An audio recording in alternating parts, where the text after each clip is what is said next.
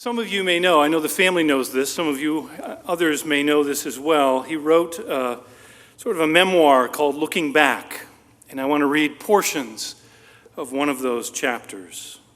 These are Paul's own words.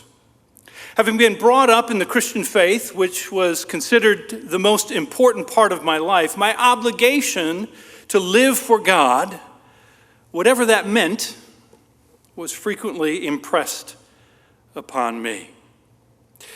My parents, my mother especially, while rarely saying it in so many words, surely made it clear that this is what our lives were all about. Well, I had been receiving these signals throughout my earlier life. I had not been very conscious of them. I had ways of tuning them out, not listening, postponing serious consideration until later, or simply rejecting them. Somehow, while I would never have labeled it bad advice or irrelevant, the message, "Give your life to God," was nevertheless something I had not taken with great urgency. It was religious talk for religious people. And while I did not consider myself exactly irreligious, it just did not seem to be especially me. Not yet, at least. But things were changing. The message was gradually beginning to come through as I moved into the post-high school years. Don't get me wrong, I was not ready to make any surrender to anyone just yet. I had been going through those adolescent years in which I had achieved a certain degree of independence. I was 18 years old and the whole world and life was stretching before me. Life looked, if a bit fearsome, like an exciting challenge. I was learning to find my way through it without the direction of my parents and others. And I was generally not displeased with the simple course I was taking at this early stage of being on my own. Now, I had nothing particular against God at this point in my life, nothing at least that I would dare to challenge him on.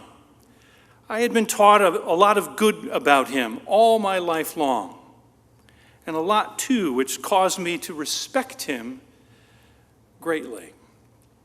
While fearing or respecting God in accord with that passage in Proverbs, which talks about the fear of God being the beginning of wisdom, it might be the beginning of wisdom. It is not the fulfillment of it. I was 18 years old, but not ready yet to take the step that would enable me to discover what true wisdom was. I didn't want to make such a commitment. To do so, I would have to give up the very freedom I was learning to enjoy. No more could I be in charge of my life. And yet, and this is what unsettled me the most at this stage, I knew that if I did not surrender my life to Christ, I could ultimately expect only an endless, dark eternity, completely and hopelessly forsaken by God, with an excruciating torment of conscience. And someday, sooner or later, the issue had to be faced. Surrender, give your life to Christ, or die eternally. I had a profound sense that time would keep marching on and that the day of reckoning would surely come. My discomfort level was rising as the struggle intensified. Finally, on the morning of March 3, 1947, just after a huge blizzard had piled up snowdrift like sand dunes on the Iowa countryside, the issue came to a head. I had finished the morning milking and was feeding the cows. The preacher on the barn radio was urging his listeners to give their hearts to Christ. I was listening. I was pondering it. But no, I couldn't do it. It was too much for me to throw away my life for something that was not all that attractive to me. I don't know whether I weighed the alternatives there that morning and came to a rational decision, or whether I finally conceded that God had me in a corner and there was no escape.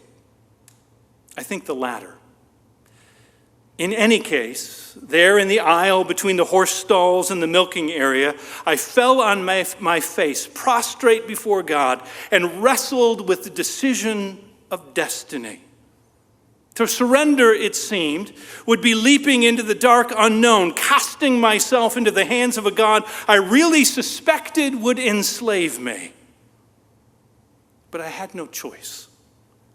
The alternative of an eternity without him was even worse and downright terrifying.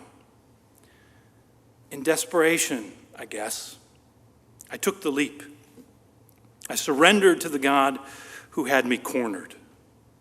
Instantly, amazingly, at the precise moment I yielded and said, in effect, "Okay, Lord, here I am."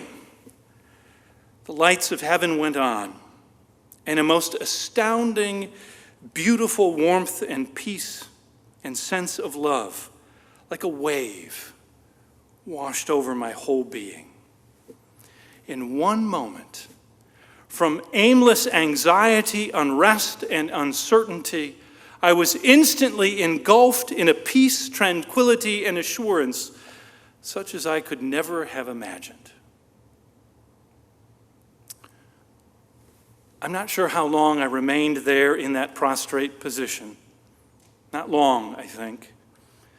But when I arose, I was a different person from the one who had fallen there a few moments before. Somehow now I could see clearly, whereas before I was blind. Everything took on a new, meaningful dimension. Everything was different. I was a new person, living in a new world. It was, without question, the greatest turning point of my life. I would never be quite the same again after this great surprise.